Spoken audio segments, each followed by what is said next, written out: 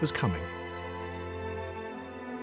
Oh, we thought of ourselves as being instigators of a revolution that was coming. And we were so enthusiastic about what a difference it was going to make to the world, and we were there, and we were in on it, and we hoped we were contributing even to it. And what would that revolution lead to? A totally free society.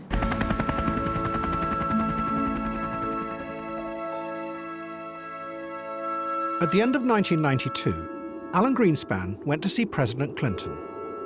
It was a few days after Clinton had been elected. And what Greenspan said in that conversation was the beginning of a revolution.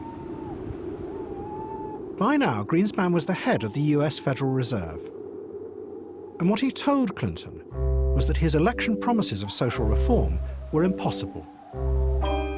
The government deficit was so large, Greenspan said, that if he borrowed any more to pay for his political program, then interest rates would go up and damage growth.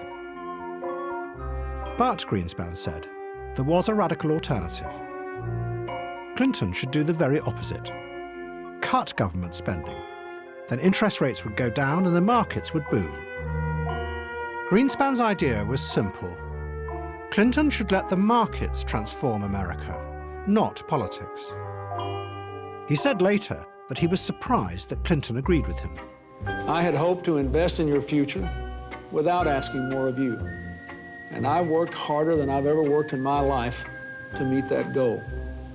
But I can't, because the deficit has increased so much. There will be many more budget cuts. This is the beginning, not the end. The House has already embarked on that course. There will be more. If our national debt were stacked in $1,000 bills, the stack would reach 267 miles into space.